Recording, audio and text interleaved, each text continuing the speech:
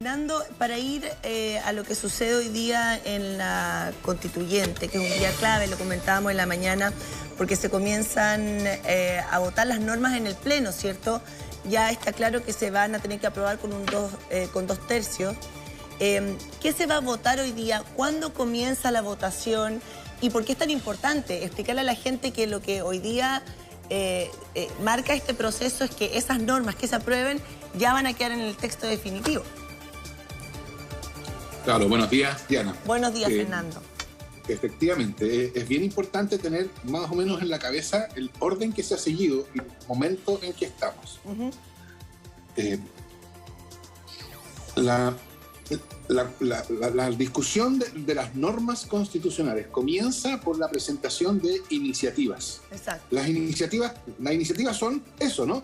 Ideas que un grupo de convencionales o un grupo de personas con firmas, ¿no? Como se hizo, tienen para la nueva Constitución. Esas iniciativas, que son de lo más variado que hay, ¿no? Este fue el plazo que se cumplió el 1 de febrero. El 1 de febrero era el plazo para presentar todas las iniciativas y por eso salieron ideas de todo tipo. Esas iniciativas van a las comisiones, a las 7 comisiones temáticas, que por tema están divididos en el contenido de la nueva Constitución. En esas comisiones se discuten los temas respectivos, se tratan todas las iniciativas respectivas a esos temas y se acuerda una propuesta de regulación constitucional, un texto de normas. Entonces, por ejemplo, la comisión número 6 de Sistema Judicial y Órganos de Control discute todo lo que tiene que ver, en este caso, con los principios de la jurisdicción y los tribunales, etcétera, la otra parte que debería ir a la Constitución, toma todas las iniciativas que se han presentado al respecto y después de discutir y votar, acuerdan proponerle al Pleno un determinado conjunto de artículos. No todas las iniciativas pasan al Pleno, sino que pasan por el filtro de la comisión. Fernando, Exacto. ¿Les preocupa el resultado de la academia del día lunes, donde se ve una pérdida de confianza sustantiva en la orgánica, digamos? Una baja de 9 puntos. De la Constituyente, sí. Y también aumenta la posibilidad de que gente que votó apruebo, me imagino, termine rechazando el texto final. Ahora, es una muestra preliminar, quedan algunos meses por delante, no han comenzado las votaciones, todo eso lo podemos tener en consideración. Pero no sé si al interior de la Constituyente se discute este tema. Ha habido una dificultad comunicacional, me parece súper relevante, y cuando sale Lorena Penjam de la Secretaría de Comunicaciones, ella lo deja súper claro: me tengo que ir porque no tengo recursos y porque además tengo una diferencia con la mesa directiva. Una súper periodista que todos conocemos y que había llegado precisamente para diseñar una estrategia comunicacional y construir un relato para que la opinión pública entendiera bien el trabajo que ustedes están realizando. No sé, ¿a ti te preocupa en lo particular o crees también que aquí hay una suerte como de tratamiento injusto de parte de los medios de comunicación? No, yo creo que es una cuestión de la cual a la cual hay que atender. Pero, José Antonio, si me permites, antes de responder eso, que me parece muy importante, me gustaría terminar con la descripción de lo que pasa con las normas. Y es lo que pasa hoy día, ¿no? Porque yo le decía a Diana que hay esta discusión en las comisiones que termina en que la comisión propone un conjunto de normas y esas normas entonces tienen que ser votadas por la convención completa. Exacto.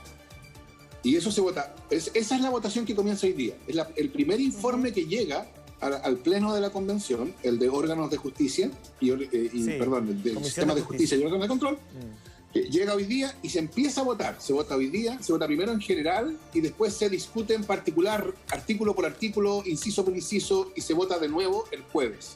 Fernando, y entonces, en esa misma línea, perdona que te interrumpa, pero para dejarlo súper claro, antes de responderle al José, esas iniciativas que recolectaron firmas de ciudadanos comunes y corrientes como el José, como yo apoyé algunas iniciativas, no todas las que tuvieron más de 15.000 firmas van a llegar al Pleno, ¿es así? Esas también pasaron por el filtro de la comisión. Exactamente. La regla era: todas las iniciativas, las presentadas por convencionales y las iniciativas populares que reunieron las firmas, todas entraban al mismo camino. Y eso significaba discusión en la comisión, formulación del informe por la comisión, que contiene una propuesta de normas, y esas normas son votadas por el Pleno primero en general, que va a ser hoy día, y después en particular... ¿Cuál fue el criterio de filtro ahí? Porque la derecha la semana pasada hubo constituyentes como Constanza Uve, Marcela Cubillos, Rubio Hurtado, en fin, que decían, por ejemplo, la iniciativa del bicameralismo obtuvo más de 27.000 firmas, muy por sobre lo que requería, ¿no? Que eran 15.000. O hay otras iniciativas como que tenían que ver con la libertad económica, en fin, que finalmente no van a ser discutidas en el Pleno. Entonces, ¿cuál es el criterio para dejar algunas fuera e incluir otras? Bueno, ese fue el criterio adoptado en cada una de las comisiones que discute las iniciativas. Cada una de las comisiones... ¿Perdón? ¿Se votaron al interior de cada comisión? Sí, sí, claro que se votaron. O sea, independiente de la cantidad de firmas que tenían, como dice el José, iniciativas que tenían 60.000 firmas algunas, podrían haber sido rechazadas igual por la comisión. No importaba la cantidad de firmas que tuvieran. O sea, las firmas era importante para que se discutieran y votaran en las comisiones. Sí, entiendo. Y esa crítica de algunos convencionales de derecha respecto de una u otra iniciativa, a mí me parece de un total oportunismo, porque yo no la he escuchado. Yo estoy seguro que no van a decir lo mismo cuando se deseche o se apruebe la iniciativa que propone, no sé, aborto, constitucionalizar el derecho al aborto. Entonces, es evidente que lo que pasa es que son opiniones que a ellos les parecen bien y entonces ponen el grito en el cielo porque unas iniciativas que contienen las opiniones que a ellos les parecen bien se desechan. Pero el punto no es ese, ¿no? Entonces, yo creo que la crítica es más bien oportunista. Pero el proceso es ese, ¿no? Había una manera de formular el criterio no debería haber sido nominal. No sé, pienso, para hacer un criterio un poco más objetivo, digamos. Nominal, o sea, las iniciativas que tienen más firmas se discuten y las que no tienen tantas firmas se desechan. O sea, porque si no, yo puedo juntar 150.000 firmas, pero si a la comisión no le parece, ¿qué pasa con esos 150.000 ciudadanos que efectivamente querían eso, digamos? Entonces, uno dice, bueno, ¿por qué el criterio no fue nominal? La que tenía más firmas entraba y la que no, no. No, hasta cierto punto lo fue, porque las que no tenían 15.000 firmas no pasaban a las comisiones. O sea, si había 14.000 que firmaban una iniciativa, esa iniciativa no pasó a la comisión, no se votó. Entonces hubo una distinción en torno al número de firmas. Por supuesto, sobre ese límite ya no se hizo distinciones, pero la verdad es que yo creo que tampoco corresponde mucho hacerla, porque ¿cuál es la diferencia entre una que tiene 16.000 firmas y una que tiene 30.000 firmas? Es el doble, pues. Es el doble. Sí, precisamente, pero me refiero a que en términos del apoyo ciudadano, uno no puede colegir demasiado de esa diferencia. De modo que aquí lo que hubo fue un intento de abrir la posibilidad de que hubiera iniciativas que pueden ser aceptadas directamente, podrán ser tomadas por otros convencionales en sus indicaciones, de acuerdo al apoyo que hayan tenido, y de ese modo contribuir a la formulación de normas constitucionales. ¿Con qué norma se comienza hoy día la discusión en el Pleno, Fernando? Esta Comisión de Sistemas de Justicia y Órganos de Control emitió en este primer informe un conjunto de normas sobre por así decirlo, las bases constitucionales del Poder Judicial, o de lo que ellos llaman sistemas de justicia, que son las reglas básicas de independencia, inamovilidad, etcétera, que se aplican a los jueces. La Corte Suprema debe tener la piel de gallina, porque la verdad que... No sé, pero yo escuchaba una entrevista, si te lo digo, estamos conversando a esta hora que es hora del desayuno, en buena onda, pero escuchaba a la ministra Vivanco, que ha jugado de vocera la semana pasada. Claro, tú sabes que la Corte Suprema, tú sabes, pues eres un abogado, un hombre de derecho, tú sabes que son todos muy circunspectos y tal, pero en realidad si uno le saca toda esa parafernalia legal, uno notaba a los jueces de la Corte Suprema bastante complicado y bien nerviosos, y la ministra Vivanco lo decía de una manera bien como decorada, con mucha palabra, pero lo que quería decir es que la verdad le parecía impresentable lo que ustedes iban a poner adelante. Eso es lo que quiso decir en varias entrevistas. Estamos con un constituyente, vamos haciendo un juego ahí de contrapunto con Arturo Zúñiga. Arturo, ¿qué tal? ¿Cómo le va? Muy buenos días, constituyente Zúñiga. Quería volver al tema de la CADEM, que uno podría tomarlo independiente del valor que tenga una encuesta u otra, no quiero entrar en esa discusión, pero nos da una suerte como de termómetro. A lo mejor ustedes le creen, a lo mejor no, en fin. En las presidenciales la CADEM fue súper certera, sobre todo en la primera y segunda vuelta. Entonces, ¿les preocupa o no la pérdida de confianza que demuestra este estudio en particular? O no, digamos. Y ahí me gustaría partir con Arturo y después que Fernando haga el contrapunto. Arturo. Bueno, primero saludarte, José Antonio. Muy buenos días. Obviamente que preocupa que la ciudadanía no tenga una buena valoración de la convención, pero también preocupa, y mucho más, que la ciudadanía esté pensando de mala forma en el fondo de la convención. Me refiero a las normas, a los temas que se están discutiendo. A nosotros obviamente que nos encantaría que esta Constitución se construya con grandes acuerdos y que sea apoyada por todos en el plebiscito de septiembre-octubre de este año, y que ojalá se apruebe por una gran mayoría. Pero lamentablemente hemos visto cómo situaciones particulares, ya sean cosas administrativas en los primeros meses, como también ahora en temas de fondo, de normas que escapan por bastante, se pasan varios pueblos, a el sentido común, a lo que nosotros conocemos acá en Chile como democracia, y eso le hace mal a la Convención, le hace mal que estemos discutiendo normas bastante estúpidas, 2 días después de que hayamos sido llamados por la mesa para llegar a los acuerdos por 2/3, pensando en que ya nos quedan 5 meses, en que no hemos logrado grandes acuerdos, las que se han aprobado no por 2/3 de las comisiones, y a 2 días después se presenta una norma que deja bastante que desear, que se podría haber retirado.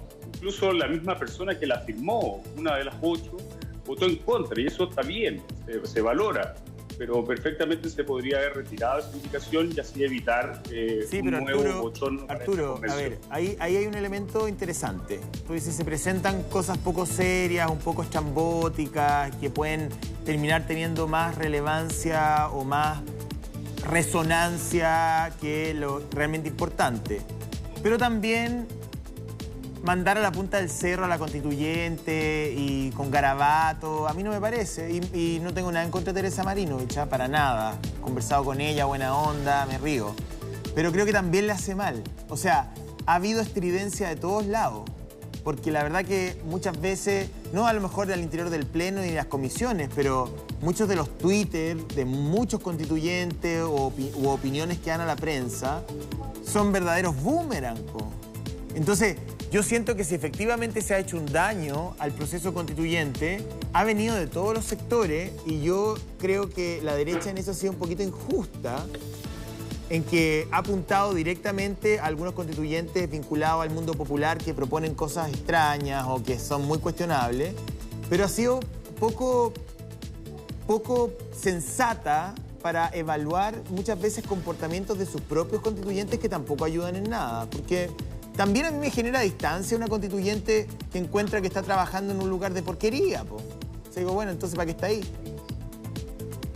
No, yo coincido contigo. Yo hice declaraciones al respecto de las declaraciones de la convencional Marinovich, diciendo que a mí no me parecían el tono de sus palabras ni el fondo de sus palabras, y eso yo también creo que no le hace bien a la convención. Pero no solamente estamos hablando de cosas estrambóticas o estúpidas o que le hacen mal a la convención, sino que estamos hablando de que no hemos podido llegar a grandes acuerdos. Por ejemplo, en la misma comisión en la cual está Fernando Atria, nos ha costado llegar a 2/3 en alguna de las partidas, ya sea por optar por el presidencialismo en lugar del parlamentarismo, o ya sea optar por el unicameralismo en lugar de tener 2 cámaras. Y eso obviamente genera que vamos a ir al Pleno en poco tiempo más, lo más probable es que no se consigan los 2/3 y tengamos que volver a la comisión para lograr esos 2/3 en temas tan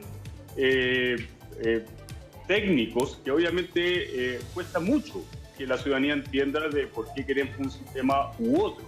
Y en ese sentido creo que lo que nos ha faltado son liderazgos que puedan conversar, que nos sentemos a conversar de verdad a cuáles son nuestras posiciones y que podamos llegar a acuerdos en cosas que la ciudadanía espera. Hay que recordar, siempre yo me hago la pregunta de cómo nació esto.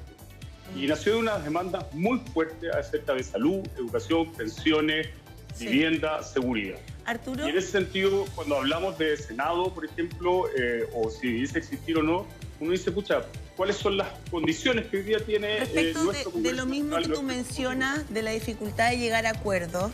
Bueno, no hemos hecho tantas veces la pregunta de los plazos, si es posible en el plazo estipulado poder llegar a tener un texto definitivo. Pero respecto a los acuerdos, yo creo que interpreto mucha gente con esta pregunta, Me preocupa la denuncia que se ha hecho desde los comienzos de la constituyente respecto de que hay algunos ahí que quieren boicotear el proceso, que no quieren tener un texto definitivo que logre grandes acuerdos para que finalmente sea rechazado. ¿Tú eso lo has visto? ¿Tú crees que hay algunas personas que están boicoteando desde dentro del proceso constituyente?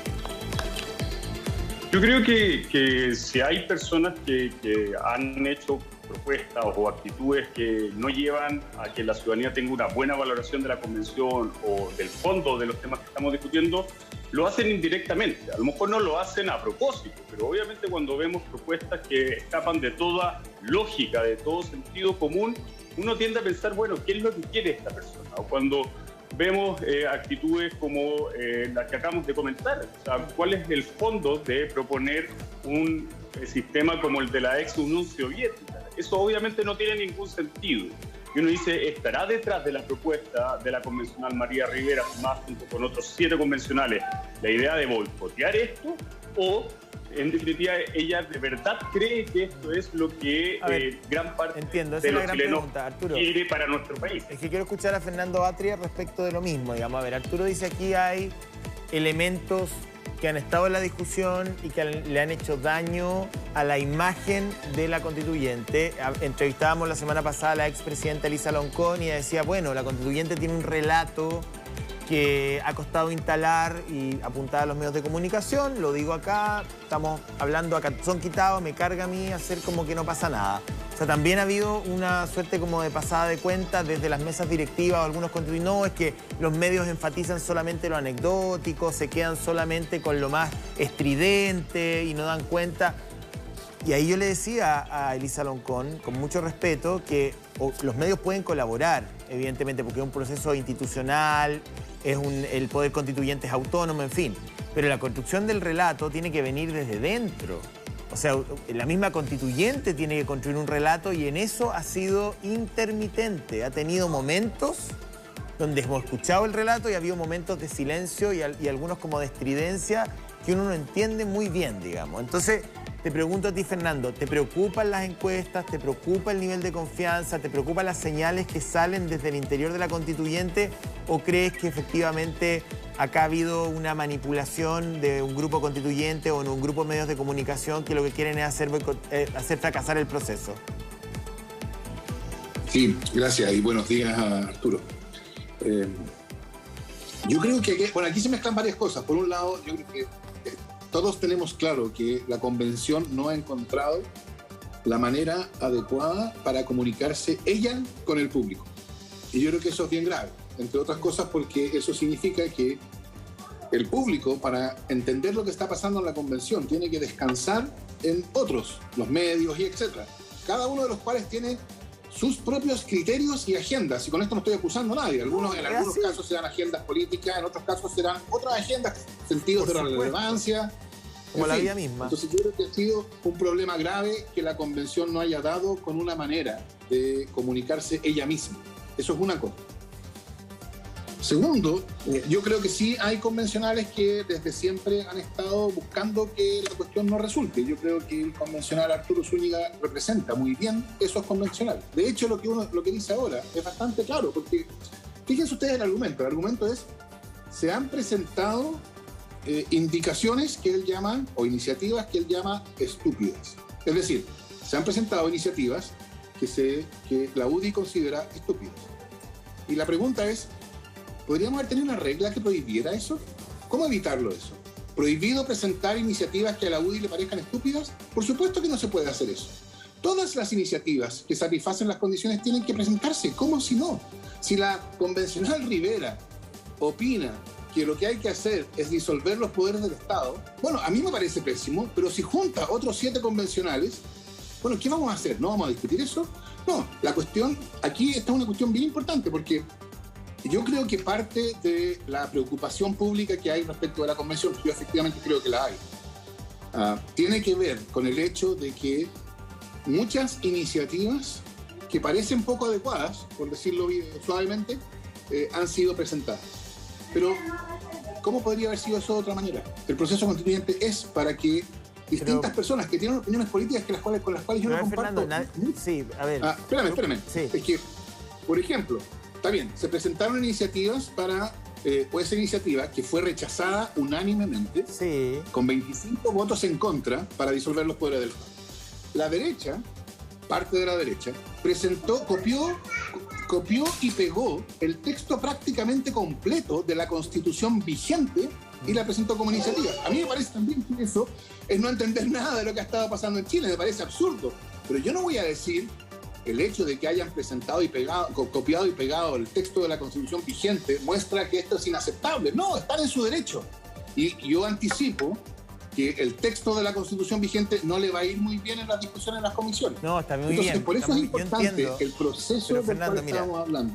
Porque, espérame, que hay un momento en que se presentan todas las iniciativas y ahí aparece toda la diversidad de la convención. Por cierto, lo que viene después es que eso pasa a las comisiones, se discute en las comisiones, después pasa al pleno. Entonces, ya, pero tú no estás de acuerdo con que esa diversidad, tenga cierto margen, digamos, porque yo entiendo que hay un espíritu libre donde cada uno presenta lo que quiere. El margen, precisamente. Alguien podría decir, mira, seamos una monarquía absoluta, busquemos una familia real, disolvamos los poderes del Estado, volvamos al tema de que las monarquías de origen divino y busquemos a la familia. O sea, hay un tema de seriedad también. Yo en realidad no sé si tú consideras que la Unión Soviética como organismo político es, digamos, un ejemplo a seguir, digamos. Pero, José Antonio, la seriedad, ¿dónde aparece? Aparece en el hecho de que una propuesta de ese tipo se rechaza unánimemente. Ahí empieza a aparecer. Y entonces lo que yo espero que las personas vayan observando es que a medida que avanza el proceso, se va produciendo una depuración de las ideas. Entonces, al principio, en un momento, están todas disponibles. En un segundo momento, en las comisiones, solo algunas de ellas pasan. Después esas comisiones tienen que ir a buscar un apoyo mucho más amplio en el Pleno. Entonces se va construyendo, eso se construye, no aparece, no cae del cielo el acuerdo. Entiendo. Mira, yo estoy completamente seguro, porque yo conozco lo que está pasando. Yo estoy completamente seguro que la comisión a la cual se refería Arturo Zúñiga, del sistema político, en las materias en las cuales él se refería, sobre unicameralismo, bicameralismo, gobierno, etcétera, que no ha llegado a acuerdo todavía, pero dado lo que está pasando, yo estoy totalmente seguro de que va a haber un acuerdo. ¿Por qué? Porque eso necesita construirse. Hay un momento en que el acuerdo se ve difícil, pero todos sabemos que necesitamos llegar a una solución que tenga 2/3. ¿No? Y yo me pregunto desde ya, si cuando ese acuerdo llegue, lo que va a decir Arturo Zúñiga es: celebramos el éxito de esta comisión y estamos felices porque ahora tenemos nueva constitución, vamos todos a votar a prueba. Yo no creo que sea así, pero no me cabe ninguna duda de que el acuerdo que hoy día no se ve va a aparecer. Yo esperaría que apareciera rápido, ojalá mañana, ojalá. Pero no sé si va a alcanzar tan rápido, pero eso va a llegar, porque en eso estamos, todos estamos en eso. Claro, hay momentos en que lo que se busca es diferenciación, ¿no? Que cada grupo, cada colectivo muestre sus ideas y entonces se separe de los demás. Y en ese momento, si uno pregunta ahí mismo, ¿de dónde van a salir los 2/3? Uno dice, claro, esto se ve difícil. Pero eso es parte de la dinámica de estas cosas. Entonces, primero era una idea que se presenta sola por unos convencionales. Después es el acuerdo de una comisión. Después es la votación en general del Pleno. Algunas cosas se aprueban, otras cosas se rechazan. Fernando, te interrumpo un segundito. Vamos a seguir conversando, pero para ir a lo que está sucediendo justamente ahí en la convención, ya están llegando sus colegas para este día que va a ser un día clave. Está Simón ahí. Simón, vamos contigo. Sí, nos estamos poniendo a la sombra, digamos las cosas como son, porque hay un tema ahí con la cámara. Muete, Gabriel, con la libertad absoluta que requiere tu condición de camarógrafo profesional, porque usted maneja el plano, a mí no me diga nada. Benito, estamos acá en una jornada histórica importante y emblemática. Pero a mí me preocupa, y lo estamos analizando en el estudio, en el debate, lo que tiene que ver con respecto a la credibilidad. Han salido algunas encuestas que están bajando el nivel de ponderación o de valoración que se le da a la convención. Me imagino que eso también los preocupa. Quiero conocer tu mirada. ¿Cómo estás? Buenos días. Hola, buenos días. Saludos a todos ahí. Diana. Hola, buenos días. Mucho gusto. Yo creo que la confianza que tiene la ciudadanía en la convención pasa por distintos periodos. En este periodo, ¿no es cierto?, donde estamos discutiendo las normas, lo más probable es que, como hay tantas normas presentadas, también iniciativas populares y de los convencionales, cuando logremos tener las iniciativas definitivas y las podamos votar en el Pleno, yo creo que va a ir apareciendo más confianza ciudadana en cómo van a ir quedando redactadas las normas. Hay normas muy distintas, pero hay otras muy parecidas, y de esas muy parecidas hemos ido escogiendo aquellas que representan mejor lo que esperamos de la nueva Constitución. Benito, desde la entraña, desde el análisis ya más de guata, yo sé que tú eres un hombre bien pasional en ese sentido, ¿no te da lata, esa es la palabra que quiero ocupar, que se ha ido generando esta idea de un rechazo a la idea, un rechazo a la propuesta que pueda salir de acá, previo a conocer lo que se está debatiendo? Quizás es como la lectura que se hace, que acá se están haciendo pura lecera, que esto es un circo, qué sé yo, son algunos de los eslogans que se han puesto ahí en las redes sociales, sobre todo. Bueno, pasamos ese periodo al inicio de la convención, por cómo partió la convención, ¿no es cierto? Y después eso fue apagándose. Y yo creo que ahora se vuelve a aprender, ¿no es cierto?, producto de algunos hechos que han ocurrido dentro de la convención y también fuera de la convención, y de algunas iniciativas que han sido rechazadas, que tienen mucha similitud con otras que han sido aprobadas, porque son muchas las iniciativas muy parecidas que han llegado. Entonces yo espero que una vez que se vayan aprobando ya las definitivas, a partir de hoy día, y que ya vayamos armando un poco las normas que van a ir quedando en la Constitución, bueno, eso va a ir bajando porque las personas van a tener un conocimiento más directo de lo que se va aprobando. Y aquello que ha causado más escándalo es presentado por algunos convencionales que tienen todo el derecho a hacerlo. Esa es la democracia, pero no es apoyado por la gran mayoría de los convencionales. Y eso aparece en primera plana, como apareció en un medio nacional, ¿no es cierto?, en primera plana, que se iban a disolver todos los poderes del Estado, y no apareció con la misma magnitud en primera plana al otro día la votación unánime de esa comisión contra la disolución de esos poderes del Estado. Entonces, esas grandes noticias a veces impactan, generan un ámbito de incertidumbre, ¿no es cierto?, razonable en la ciudadanía, pero son presentados por pocas personas, no representan la totalidad de la convención, que sí comienza a ser representada hoy día, porque hoy día se votan las normas en el Pleno y no en las comisiones. Bueno, usted lo ha dicho, me ha dado el pie, Benito. Lo importante de la comunicación al interior de la convención, bueno, que también ha tenido crisis. ¿Cómo se logra manejar eso para tratar de plasmar una buena comunicación hacia la ciudadanía? Bueno, la persona que estaba encargada del área de comunicaciones decidió salir, pero queda un equipo de comunicaciones que está trabajando con nosotros en todas las comisiones y que es un excelente equipo de comunicaciones que ya se armó y que le tocó armarlo justamente a la persona que salió. Y lo que hemos ido trabajando, por lo menos la gran mayoría de los convencionales, es mucho vínculo con el territorio, con los medios también locales en el territorio, juntarnos con las comunidades con las cuales hemos estado trabajando las normas en el territorio, y eso yo creo que, bueno, va a rendir mucho fruto en el plebiscito de salida. Benito, muchísimas gracias. Ven que cumplimos, tenía un hombre de poca fe.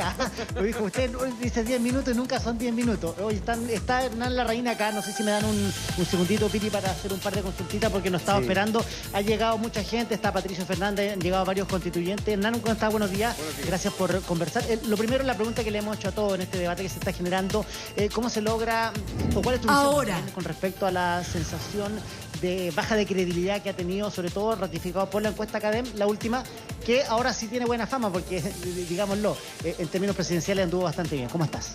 Bien, bueno, es una señal súper preocupante de que la ciudadanía, y son varios los estudios que lo dicen, ha ido tomando distancia del trabajo de la convención, perdiendo confianza. Y yo creo que es una señal de alerta para la convención. Yo creo que nosotros hemos dado señales de avanzar o proponer temas que son muy refundacionales, y la gente quiere cambios, pero los quiere con paz, con estabilidad. Yo creo que la convención tiene una responsabilidad en lo que hace. Hoy es una jornada fundamental porque ya empiezan a operar los 2/3 y vamos a ver si muchas de las cosas que son muy rimbombantes son reales o son solo para afuera, digamos. Yo espero que la responsabilidad prime a la refundación. Es una importante cifra, son 103 votos de 154, entendiendo que Rojas Vade claramente no vota. ¿Cómo te pone a ti, personalmente, desde la Guata, que la ciudadanía ha ido bajando la credibilidad hacia la convención? Tu análisis, ¿te molesta, te incomoda, te pone alerta? Porque hay algunos que se alegran, según lo han dicho otros convencionales. No, a mí me preocupa. Yo voté, yo soy de centro derecha, yo voté apruebo, porque creo en este proceso, creo que Chile necesita tener una nueva constitución, necesita un pacto social. Pero también debo reconocer de que la convención ha dado señales muy confusas para la ciudadanía, y eso es preocupante. Nosotros somos una minoría, las izquierdas son mayorías, ellos tienen la responsabilidad de darle conducción, de promover los temas.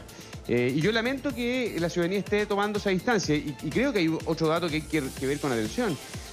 La gran mayoría de las cosas que propone la centro-derecha son rechazadas aquí. Hay una suerte de veto a la centro-derecha. Y la centro-derecha representa un mundo muy importante de Chile. Y yo creo que eso es algo que hay que tomar y estar muy atentos porque se juega mucho el país en este proceso constituyente. Este voto ideológico que tú mencionas, ¿no crees que pueda generarse una especie de propuesta de un lado se rechaza, propuesta del otro no logra los 2/3 y que finalmente sea una carrera contra la pared, que finalmente no llegue a ningún destino? Es porque hay algunos que dicen que eso efectivamente puede pasar, que la opción de los consensos sea más bien lejana. Bueno, en las comisiones, donde hay votos por mayoría, ha pasado este hecho, ¿cierto? Que las distintas izquierdas pasan la máquina y la centro-derecha queda excluida.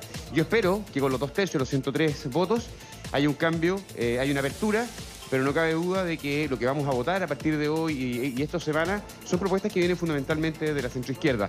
Y nosotros vamos a tener que evaluar cuál de ellas son buenas para el país, apoyarlas, y las que no, votar en contra. Hernán, muchísimas gracias. Te agradezco tu disposición y tu tiempo en este inicio de jornada que va a ser importante y que se va a extender durante la tarde. Sí. Dejó varios temas relevantes. Lo que dice, que se lo plantea, propuesta de la derecha se rechaza, propuesta de la izquierda no se logra a veces los 2/3. Y puede ocurrir aquello, José, Diana, ¿no? Que sea finalmente una... Ojalá que no, yo acá lo digo a tono personal, con una opinión, ojalá que acá se logren la mayoría de los consensos por el futuro del país, porque me parece a mí, y esto lo digo a título personal, que estamos viviendo un proceso absolutamente histórico. Nunca antes se había escrito una constitución en democracia y hay que cuidar el proceso. Lo dejo planteado ahí, las dudas y las inquietudes que emanan, bien digo, desde este ex Congreso Nacional que vive nutrida agenda, podríamos decirlo así, durante esta jornada. Voy con usted, adelante. Sí, lo que pasa es que la pregunta incómoda que la derecha no sé si se ha hecho, digamos, a sí misma, es por qué la constituyente quedó conformada así, digamos. La ciudadanía algo le quiso decir, porque la baja representación que tienen en el organismo, me imagino que responde a algo que es anterior a esta suerte de aplanadora ideológica que denuncian estar viviendo. Que yo creo que ahí, en esa pregunta, está la posibilidad de que se refunde también o se rediseñe la derecha como un proyecto político a futuro. Porque si yo me quedo llorando sobre que no tengo suficiente representación y que me van a pasar la aplanadora, bueno, sí, es un elemento, pero por algo llegamos a ese escenario. O sea, por algo la gente no confió en su mayoría en constituyentes de derecha. Algo pasó ahí, que no sé si tiene que ver con el sistema electoral, temas nominales, de campaña, no sé, algo pasó ahí. Y eso explica la baja representación que tienen en el organismo y que tiene todas las consecuencias que pueden ser muy reales y legítimas. Y ahí quería ir con Fernando Atria. Fernando, ¿tú reconoces este paso de aplanadora ideológica que denuncia Arturo, que denuncia Hernán, que denuncia Marcela Cubillos, que denuncia Constanza V? Porque la verdad que yo los sigo a todos en redes sociales y todos los días es como un lamento boliviano, es decir, nuevamente nos rechazaron, nuevamente no fuimos escuchados, la libertad económica, el bicameralismo, la plata de los fondos de pensiones, o sea, una y otra vez ellos se sienten maltratados por las comisiones. No sé si tú haces una lectura de ese bullying. No, yo maltrato, yo no veo que haya habido. Lo que hay, por cierto, es que hacen propuestas que no interpretan a las mayorías en las comisiones. Y claro, como yo te decía, si sus propuestas son, por ejemplo, cortar y pegar el texto de la Constitución actual y proponerlo como una iniciativa, bueno, no es muy novedoso que lo probable es que iniciativas de ese tipo sean rechazadas. Ahora, está bien, no son todas de esas. No estoy diciendo que solo hayan presentado el texto de la Constitución vigente. Pero evidentemente, yo creo que pasar la aplanadora al hecho de que esas ideas, cuando son defendidas, pierden, yo creo que es no comprender la naturaleza de la discusión democrática. Pero libertad económica, derecho de propiedad, bicameralismo, mantener el derecho Senado. de propiedad, la Comisión de Derechos Fundamentales ya aprobó. Claro, lo que pasa es que ellos presentan... Explícate para poder entenderlo bien. Por eso, ellos presentan una iniciativa sobre derecho de propiedad y se aprueba y se rechaza. Y entonces aparecen en Twitter diciendo la convención rechaza el derecho de propiedad. Exacto. No dicen la convención rechaza nuestra propuesta de texto sobre el derecho a la propiedad. Dicen la convención rechaza el derecho a la propiedad. Después se aprueba una nueva, una distinta, una versión distinta. No distinta por el solo hecho de que es presentada por alguien distinta. ¿Cuál es la Distinta diferencia también entre la propuesta de derecho de propiedad que hizo la derecha con la propuesta que finalmente fue aprobada en Comisión de Derecho de Propiedad que se hizo desde la centroizquierda? Estamos informando yo a la conozco gente. la que fue aprobada, yo no estaba en la Comisión 4. Bueno, y que no conozco el detalle, pero asumo que lo que ellos propusieron fue algo parecido a lo que existe hoy día en la Constitución. Lo que aprobó la Comisión 4 es una cosa que está mucho más cerca de lo que es normal en el constitucionalismo comparado. De hecho, lo aprobado en la Constitución 4 sigue bastante, esta fue una propuesta, entre otros, del Frente Amplio, sigue bastante en la regulación de la Constitución alemana sobre la propiedad, ¿no? Que se distingue porque la que nosotros tenemos hoy día vigente es mucho más extensa, mucho más radical, y son páginas y páginas. Sí. ¿No? Entonces, claro, no tiene nada de raro Arturo, que cuando se discute sobre propiedad no Sí. se apruebe la propuesta de la derecha y se apruebe una propuesta distinta. Ya, ahí hay un tema llamativo. Fernando dice, no es que se niega el derecho a la propiedad privada, sino que se aprueba una norma distinta a la que propone la Tu derecha, alcance. que puede tener algunos elementos comunes y otros diferentes, que finalmente tiene que ver con un proceso democrático. ¿Qué responde usted, Arturo, a eso que dice Fernando? Bueno, efectivamente, lo que aprueba la Comisión 4, si no me equivoco, es que, si no me equivoco el número de la comisión, es que obviamente se aprueba un derecho a la propiedad, pero se le quita dos elementos que son fundamentales y que ya lo vivimos en el pasado. Se le otorga al Congreso Nacional, a la legislación, establecer el precio y el plazo. Es decir, ya no queda protegido que el precio va a ser el precio de mercado y que el plazo va a ser al contado, que es obviamente En caso de una expropiación, garantía. eso, ¿no? En el caso de expropiación, que es una garantía para las personas que pueden ser expropiadas, que no hay ningún problema en expropiar cuando se necesita construir una carretera o se necesita construir un proyecto de vivienda social, pero obviamente se tiene que pagar inmediatamente y al precio de mercado. De lo contrario, ¿qué es lo que ocurre? El legislador, con tal de reelegirse, el gobierno, con tal de reelegirse, tiene un incentivo a expropiar y pagar a 20 años, obviamente un precio determinado por ellos mismos, que va a ser bastante inferior, y eso le quita eficiencia a este derecho de propiedad, es decir, lo debilita. Y eso es una mala señal. Y obviamente nosotros siempre vamos a decir cuando hay algo que no le hace bien. Y la al segunda, país. tú dices, hay dos elementos que se le quitan al derecho de propiedad. Primero, tú dices, efectivamente se modifican las condiciones de expropiación. Es que a la gente le importan estos temas. Estos Precio son de los temas mercado y importantes. plazo, esos son los dos elementos. Ok, entonces ya el Estado no estaría obligado a pagar inmediatamente el valor de mercado, sino que un valor que define el propio Estado y los plazos los pone el propio Estado, según lo que dice Arturo. Y hay un segundo tema que tú dices, hay otro elemento que se le quita al derecho de propiedad. Ahí están los dos, el plazo Solo y el dos, precio. es el plazo y el precio. Ya. Fernando, ¿efectivamente es así? O sea, sí, la Constitución no va a decir hoy no se fía, mañana sí. Lo que se aprobó, como te decía, es cosa de comparar la Carta Europea de Derechos Humanos, la Constitución alemana. Por supuesto que la Constitución sí fija un estándar para la indemnización, dice que tendrá que ser un precio justo, Ya. que es el estándar que existe en Europa. Es decir, uno no puede pretender tener en la Constitución una regulación detallada. Hay una autorización a la ley, una exigencia de que la indemnización tiene que ser un precio justo y la protección que se necesita para el propietario. Eso es el estándar. Lo que pasa es que nosotros nos hemos acostumbrado a una Constitución que llega muchísimo más allá de lo que tiene que llegar, y eso ha creado una serie de otros problemas. Con esto, Chile vuelve a una regulación de la propiedad, en este caso, pero yo creo que esto en general de la Constitución, más cercana a la propia tradición chilena y más cercano al constitucionalismo occidental. Que se sale el proyecto político de la Comisión Ortúzar, digamos. Y por cierto, no le gusta la UDI. De eso no me extraña.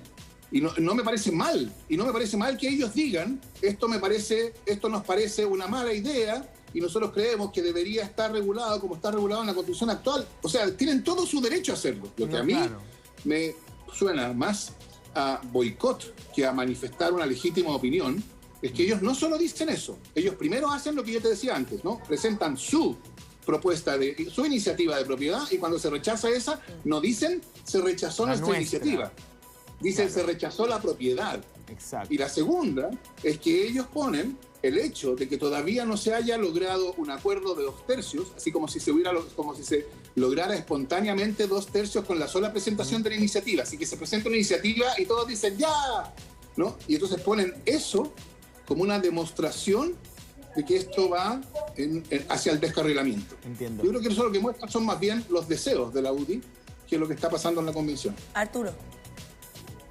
No, es que a mí me parece extraño, y vuelvo al punto inicial. Cuando uno dice por qué estamos en esta convención, y uno ve cuáles son las demandas ciudadanas, y uno dice, bueno, ¿y en dónde está esta demanda ciudadana por debilitar el derecho a la propiedad? No existía esa demanda ciudadana. Entonces, ¿qué es lo que hace la izquierda? Empieza a ponerle letra chica, es decir, ok, creemos el derecho a la propiedad, pero debilitémoslos con una letra chica que diga que le vamos a traspasar al legislador la facultad de ponerle el precio justo según el criterio de los legisladores. Sabemos cuál es ese criterio. Y determinar el plazo en el cual se paga. O sea, ¿por qué hacer ese cambio? ¿Por qué la izquierda dice, oye, hagamos este cambio? Porque ahora no nos conviene lo que está. Y es porque obviamente eso abre una puerta gigante, abre una opción gigante de querer expropiar sin pagar al contado y sin pagar el precio de mercado, que es lo que le ha costado a lo mejor el trabajo de toda su vida a una persona poder comprarse su vivienda, el trabajo de toda su vida a tener su local comercial. Y resulta que porque los legisladores encontraron justo un precio inferior y encontraron que había que pagar a 20 años, esa persona no va a contar el día de mañana con su local comercial o con su vivienda. Bueno, entonces, ese aspecto... esas son las preguntas que uno tiene que hacerse. ¿Por qué se está haciendo esto? Me imagino que la gente... Porque finalmente esto va a pasar por un filtro, un plebiscito de salida con padrón obligatorio. Si a la gente no le parece este derecho a propiedad que Fernando califica como de tradición constitucionalista europea, bueno, votará en contra. O sea, la gente finalmente va a decidir. Ustedes pueden proponer... Pero es malo que vote en contra la gente, José Antonio. O sea, a nosotros nos encantaría tener una propuesta de constitución que se haga cargo de los problemas de salud, educación, pensiones, vivienda, seguridad, y ojalá el 80% la apruebe. Me parece que lo bueno es que la gente vote. ¿Cómo vote la gente? Eso ya responde a la decisión. La manera en que ha estado digamos, protegido el derecho de propiedad bajo la Constitución del 80 no es una cosa... que uno puede analizar solo. Eso es el rol que ha tenido la propiedad. Es parte de un sistema de mercado que ha mercantilizado los derechos sociales. No es solo la propiedad de lo que la letra dice. Lo que la nueva Constitución necesita crear es un sistema de derechos fundamentales en los cuales la propiedad es uno de ellos, e importante, pero no es el derecho fundamental como es hoy día. Y entonces los derechos sociales también son importantes. Y todo eso tiene que ser pensado como un sistema. Entonces, claro, ese sistema va a ser distinto del de la Constitución vigente, pero es un sistema que va a asegurar derechos de una manera que yo estoy convencido, y claro, se verá en el plebiscito y se verá en lo que viene, por cierto. Claro. Yo estoy convencido de que está mucho más cerca de que lo que las personas quieren y demandan de la nueva Constitución que una regulación como la que existe en la Constitución. Para despedirlos a las dos y agradecerles esta discusión. Seguramente vamos a estar conversando los próximos días. Hoy entonces comienza la votación a las 3 de la tarde y se prevé que va a ser una votación súper larga. ¿Es así? Hasta total despacho, creo. Hasta total despacho, ¿no? Sí, son 8 horas de debate. 8 horas de debate. Máximo. Es decir, hasta las 11 de la noche 3 minutos pueden por hablar constituyente. Los 154 convencionales y posterior a ese se somete a votación en general. Si es que no hay votación separada, los informes de justicia, en este caso. Bueno, les deseamos toda la suerte. Que les vaya paciencia, muy bien, paciencia. Ustedes les va bien a todos, así que ojalá lleguen a acuerdos transversales. Muchas gracias, Fernando, Antonio. Gracias a los dos. Vamos a estar atentos a lo que suceda hoy día. Muchas gracias, que estén muy bien y trátense bien.